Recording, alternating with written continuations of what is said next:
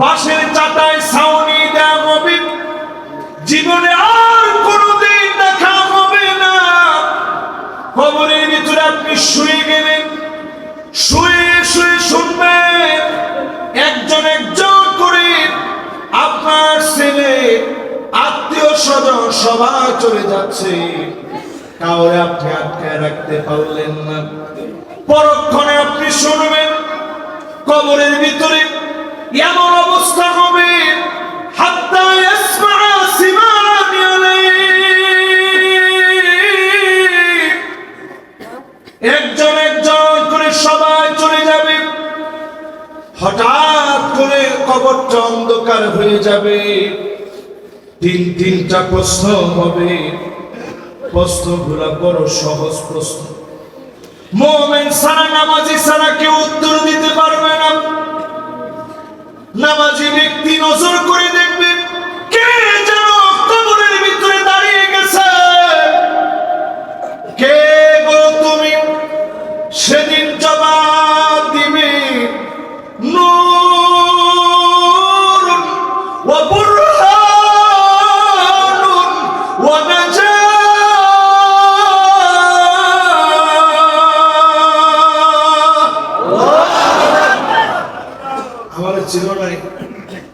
আমি তোমার নামাজ, আজকে অন্ধকার কবরের ভিতরে দাঁড়াই, আলো হয়ে গেলাম, বাতি হয়ে জ্বললাম, সাক্ষী হয়ে রইলাম। আল্লাহর কাছে বলবে, আল্লাহ গোলাম অনেক কষ্ট করে নামাজ পড়েছে, মেহেরবানি করে আল্লাহ আপনি মাফ করে দেন। আউয়ালু মানজিলিন মিন মানাজিলিল আখিরাত, আখিরাতের প্রথম ধাপের ভিতরে, কবরের ভিতরে আউয়ালু মা ইউহাসাবু বিহিল আবদু ইয়াউমাল কিয়ামাহ সালাত, নামাজ নিয়ে প্রথম হিসাব হবে। এই হিসাবটা সহজ হয়ে যাবে। সব হিসাব যিনি সহজ বানায় দিবেন তিনি কে? এবার একটু পরে এক নম্বর আফসোস, হায় যদি মাটি হয়ে যেতাম। এই আফসোস যদি মাটি বানাতে চান, আজকে থেকে নামাজটা বুঝে শুনে পড়বেন না ছাড়বেন? বলেন, পড়বেন না ছাড়বেন?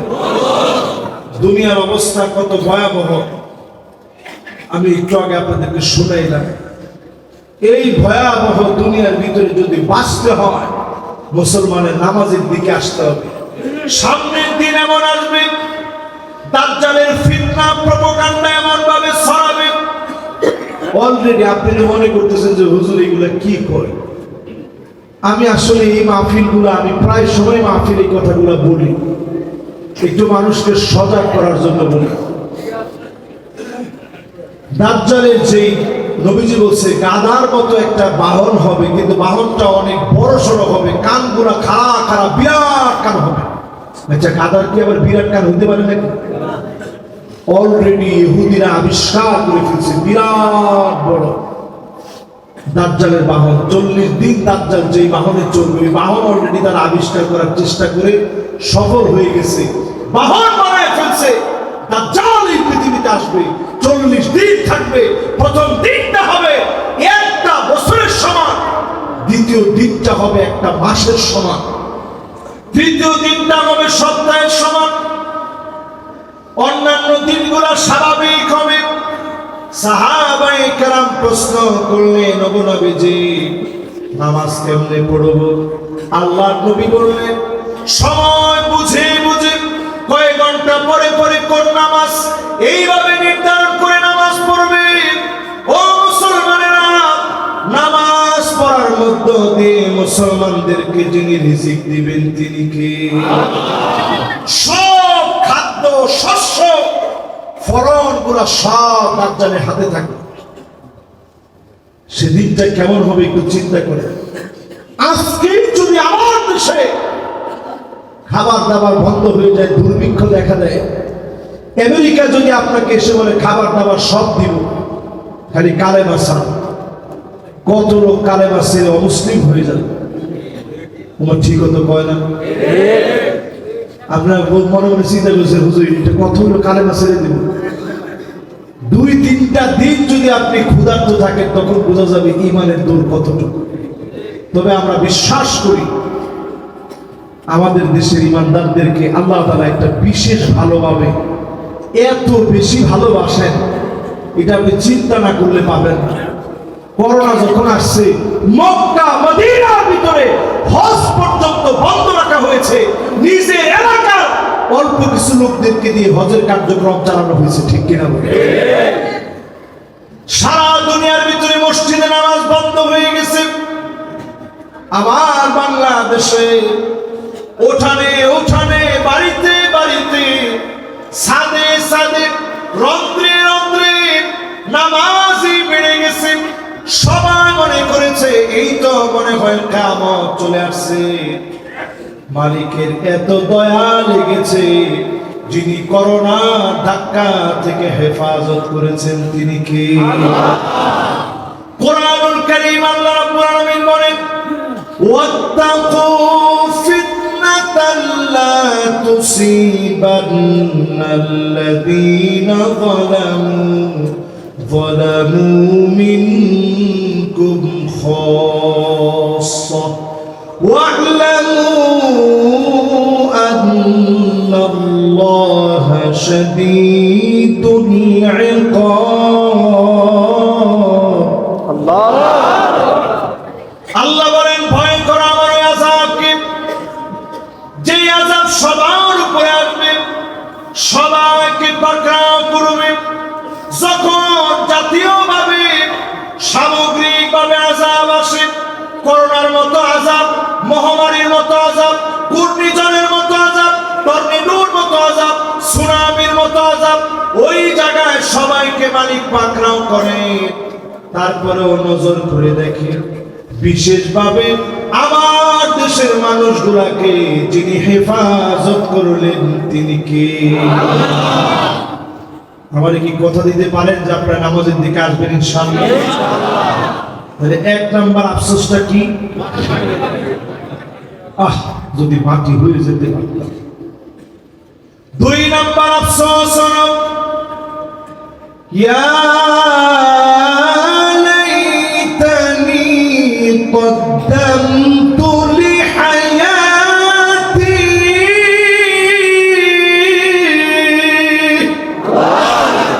হায় আমার আফসোস, যদি দুনিয়ার ভিতরে কিছু পাঠায় আসতে পারতাম, কিছু যদি আখিরাতের জন্য জমা করে আসতে পারতাম। জোরে করে আল্লাহু আকবার।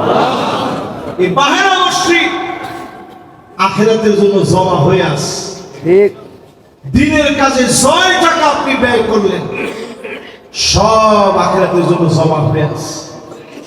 ইসলামী আন্দোলনের জন্য পায়ের ভিতরে ধুলা লাগাইলেন। নবীজি হাদিসের ভিতরে বলেন, মানি বাররাত কদমাহু ফি সাবিলিল্লাহ, যেই পা গুড়ার ভিতরে ধুলা লাগবে, ধুলায় মলিন হবে, দিন বিজয় করার জন্য বের হলেন। হারামাহুল্লাহু আলাইহিন নার,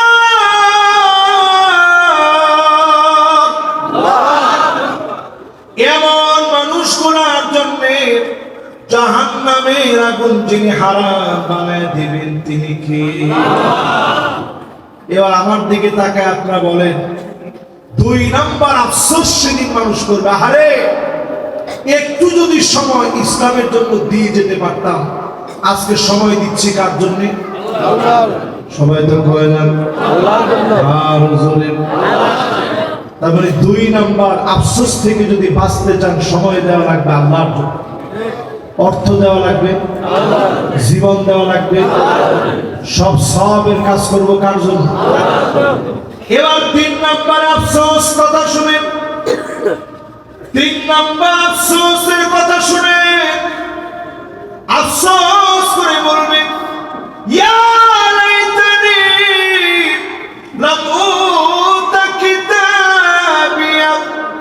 বাম হাতে যেদিন আমলনামা দিবে, মানুষ আমলনামাটা পেয়ে নিজের হাত নিজে চাবায়া চাবায়া, কামড়া কামড়া ক্ষত বিক্ষত করবে, আর বলবে ইয়া লাইতানি লাম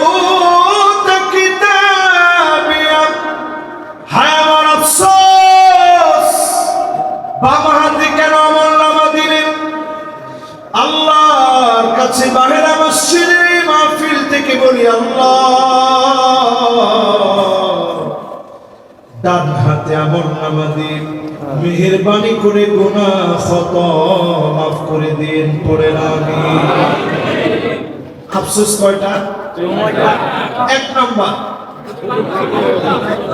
এবার বলেন দুই নাম্বার। দুনিয়াতে কিছু রেখে আসতে কিছু যদি একটু পাঠিয়ে যেতে পারতাম। এবার কোন তিন নাম্বার। আহা, আমল নামাটা কেন আল্লাহ বাম হাতে দিল? এবার আপনারা নিজেরাই বলেন, আমাদের প্রতিদিনের যেই গুনাহ এই মোবাইল দেয়া হয়,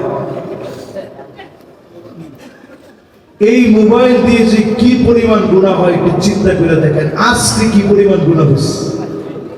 সগীরা গুনাহ না কাবীরা গুনাহ?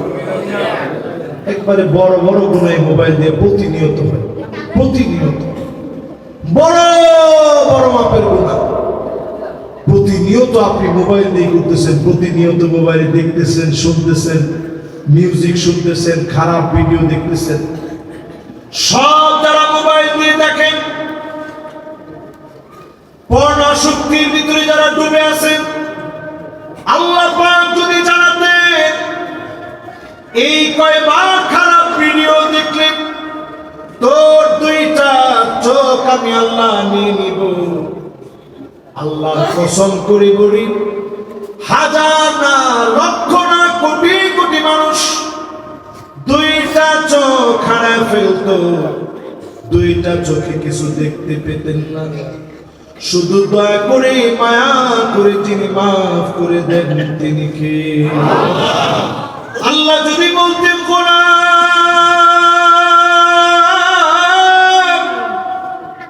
এই পরিমাণ মিউজিক শুনলে দুইটা কান বধির হয়ে যাবে, অধিকাংশ লোকগুলার কানগুলা বধির হয়ে যেত। আল্লাহ যদি বলতেন গোলাম এই কয়টা মিথ্যা বললে তুই বোবা হয়ে যাবি, অধিকাংশ লোকেরা বোবা হয়ে যেতাম। আল্লাহ যদি বলতেন এই হাত দিয়ে এই কয়টা অন্যায় করলে তোর হাত অবশ্যই যেত, অধিকাংশ মানুষের হাত অবশ্যই যেত, পা গুলা লোড়া হয়ে যেত। শুধুমাত্র দয়া করে মায়া করে যিনি প্রতিনিয়ত মাফ করে দিচ্ছেন তিনি কে? সেদিন আমল নামা আসবে বাম হাতে, কিছু মানুষের আমল নামা আসবে ডান হাতে, আর কিছু মানুষের বাম হাতে। সবাই বলেন বাম হাতে। মেমোরি কার্ড আল্লাহ বের করবে ঘাড় থেকে। জোরে কোন জায়গা থেকে? এই ঘাড়ের ভিতরে আল্লাহ ছোট্ট একটা ডিভাইস দিয়ে রাখছে। বর্তমান বিজ্ঞান গবেষণা করে অবাক হয়েছে, কোরআন এবং হাদিসের তথ্যগুলা কতটা নির্ভরযোগ্য তথ্য চিন্তা করে। এই ঘাড়ের ভিতরে এমন একটা ডিভাইস আছে যেটা কখনো পচে না। এই ডিভাইসটা হচ্ছে আল্লাহ রাব্বুল আলামিন সেদিন মেমোরি কার্ড হিসেবে সেদিন উপস্থাপন করবে। জোরে করে আল্লাহু আকবার। কোরআনুল কারীম আল্লাহ রাব্বুল আলামিন জানায় দিলেন ওয়া কুল্লু ইনসানিন আলজামনাহু তাইরাহু ফি উনুকিহি ওয়া নুখরিজু লাহু ইয়াওমাল কিয়ামাতি কিতাবান ইয়ালকাহু মানশুরা। আল্লাহ পাক সেদিন বিবরগ্ন থেকে গার থেকে মেমোরি কার্ড বের করবেন। চিন্তা করে সেদিন আল্লাহ মেমোরি কার্ড বের করে বলবেন ইকরা কিতাবাক, আজকে তুমি তোমার নিজের হিসাব দাও। কাফা বিনাফসিকাল ইয়াওমা আলাইকা হাসিবা, আজকে তুমি নিজে যথেষ্ট, অন্য কেউ বলা লাগবে না, জবান বন্ধ হয়ে যাবে। আল্লাহ পাক চামড়ার জবান খুলে দিবেন, চোখের জবান খুলে দিবেন, কানের জবান খুলে দিবেন, পায়ের জবান খুলে দিবেন, হাতের জবান খুলে দিবেন। সেদিন লোকেরা বলবে চামড়া কেমন করে সাক্ষী দিলি, চামড়া সেদিন বলবে আনতাকানাল্লাহুল্লাযী আনতাকা কুল্লা শাই। আজ আল্লাহ সব কিছু জবান করে দিয়েছে, এক মুহূর্ত দেরি করব না, সব ফাঁস করে দিব। একদিকে মেমোরি কার্ডের রেকর্ড হওয়া, অন্যদিকে সাক্ষী হিসাবে অঙ্গ প্রত্যঙ্গ হাজিরা দিবে, আপনার ব্যাপারে সাক্ষী দিবে। গুনাহ করার সময় চিন্তা করে করবেন, প্রতিটার জবাবের জন্য যিনি দাঁড় করাবেন তিনি কে? এই আয়াতগুলো শোনার পরে হযরত ওমর ছোট বাচ্চাদের মতো কাঁদতেন, জানলা কেমন করে আপনার সামনে দাঁড়ায় সেদিন জবাব দিব। হযরত ওমর যদি ছোট বাচ্চাদের মতো কাঁদত, আমার আপনার কথা চিন্তা করে কি পরিমাণ অন্যায় করেছি।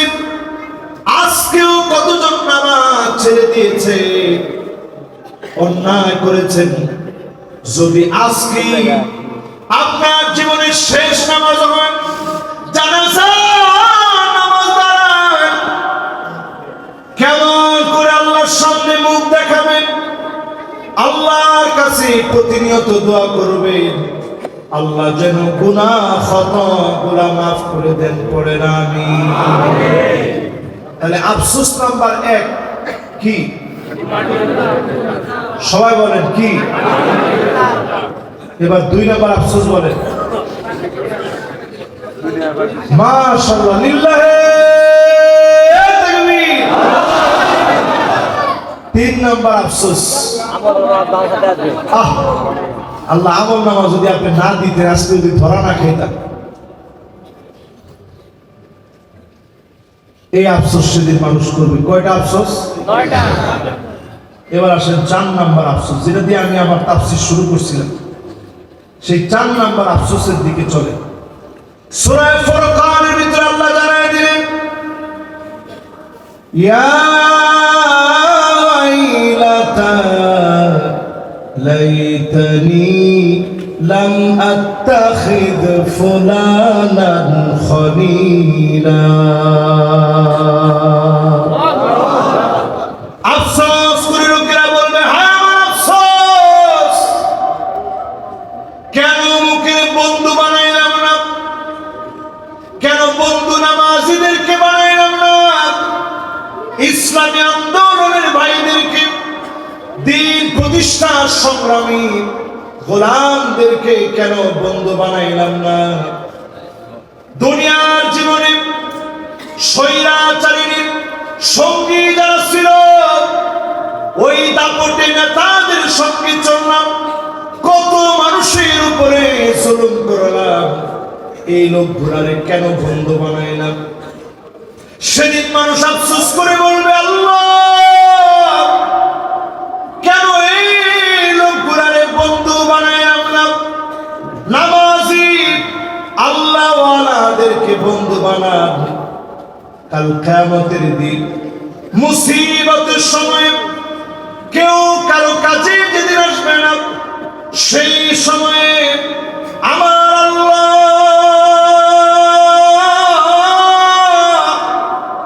গোলামদেরকে বলবে, তোমাদের মনের আর কোনো ইচ্ছা কি বাকি আছে? সেদিন নামাজিরা বলবে, আল্লাহ কানু ইউসাল্লুনা মানা, কিছু লোক তো আমাদের সঙ্গে একসঙ্গে নামাজ পড়তো বাহেরা মসজিদে। আরে কথা কয় না, কোন মসজিদ? বিভিন্ন মসজিদ, আশেপাশে আরো মসজিদ আছে না? আল্লাহ আমাদের সাথে তো একসঙ্গে নামাজ পড়তো, জান্নাতে এতগুলা দিন পার করতেছি, কই ওই লোকটারে তো আল্লাহ দেখতেছি না। কানু ইয়াসুমুনা মানা, একসঙ্গে রোজা রাখতো, তারে তো দেখি না। একসঙ্গে বন্ধুত্ব ছিল, দান খয়রাত করেছে, তারে তো দেখি না। আল্লাহ বলবে, গোলাম তোমার এই বন্ধুটা জাহান্নামে আছে। সেদিন লোকেরা বলবে, আল্লাহ অনেক দিন তো আগুনের ভিতরে পূর্ণ, মেহেরবানি করে মাফ করে দেন, ভালো বন্ধুর কারণে কথা শুনে যিনি মাফ করে দিবেন তিনি কে? আজকে থেকে চোর ডাকাতের বন্ধু বানায়। আমাদের দেশে এরকম আছে না? আরে নেতাই আছে এমন। উকরিমার রাজুল মাখাফাতা শাররিহি, নেতা ডান দিক দিয়ে গেলে মানুষ বাম দিক দিয়ে যায় আর বলে আল্লাহ আজকে যদি কোনোভাবে বাঁচতে পারি বাহেরা মসজিদে 50 টাকা দিল, আরো আসতে তো। এরকম নেতা আছে না? নেতার চেহারার দিকে তাকায় দেখবেন আলজামাহু শায়তান, চেহারা দেখলে মনে হয় পুরোপুরি ঠোঁটে ঠোঁটে, চোখে চোখে, কথায় কথনে, বলায় বলনে সব রকম শয়তানের মতো মনে হয়, ঠিক কিনা বলে? একটা ছিল বিচারপতি মানিক খান, কি নাম? হায় রে হায় রে হায়, মানুষ তার ইজ্জত সম্মান কইরা কলা পাতার মধ্যে শোয়াই দিচ্ছে। এরপরে গামছা দিয়া গলার ভিতরে লাগায় টান দেয়, কয় তুই মানিক কেনা?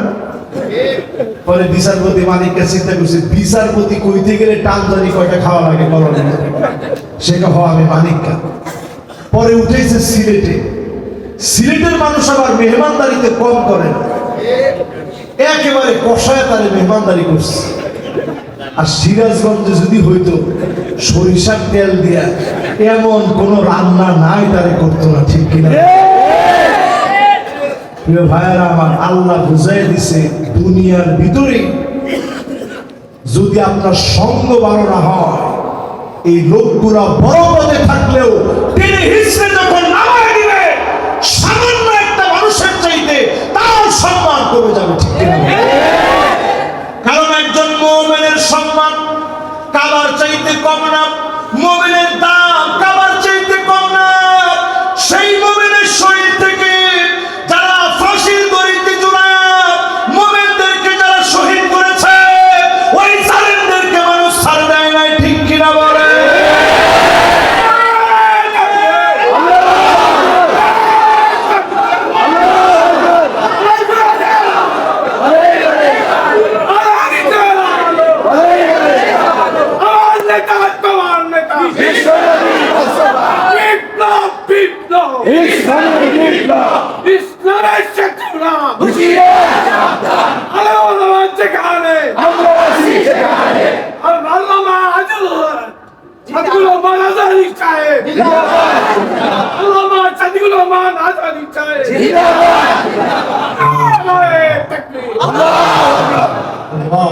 দেখেন উনি প্রথম থেকে তাকবীর দিচ্ছে, বয়সকে আমার চেয়ে কম না, কিন্তু তাকবীরে মনে হয় উনি একেবারে নব যৌবনা একজন পুরুষ, ঠিক আছে? ওইগুলোর দিকে তাকায় দেখবেন ওই যে টোস্ট বিস্কুট আর সামান্য একটু রং চাটা খাওয়ায়, নতুন করে আমার সিঙ্গারা যোগ হয়েছে সিরাজগঞ্জে। ওদের স্লোগান দেখবেন আর আমাদের স্লোগান শুনবেন, এই জন্য তারা এই স্লোগানকে পর্যন্ত জঙ্গিবাদের স্লোগান বলেছে। নারায়ে তাকবীরের স্লোগান জঙ্গিবাদের স্লোগান নয়, নারায়ে তাকবীরের স্লোগান মুসলমানদের বিজয় বিপ্লবের স্লোগান।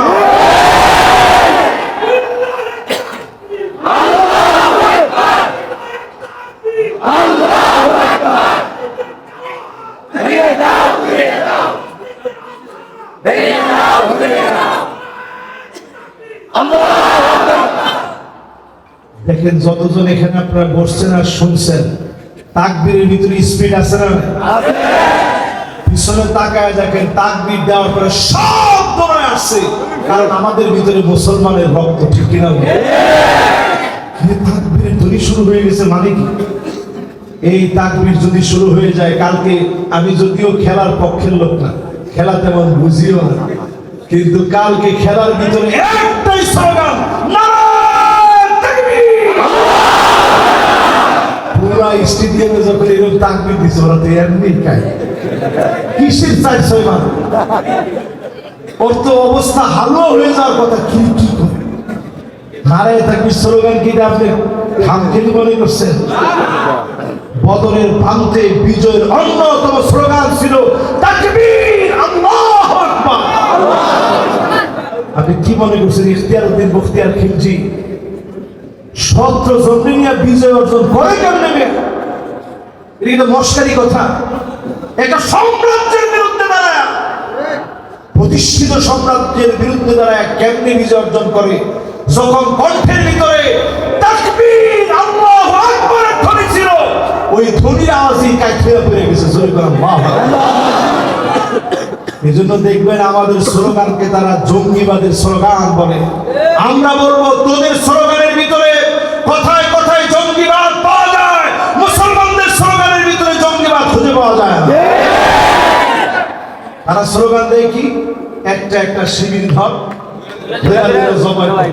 মানুষ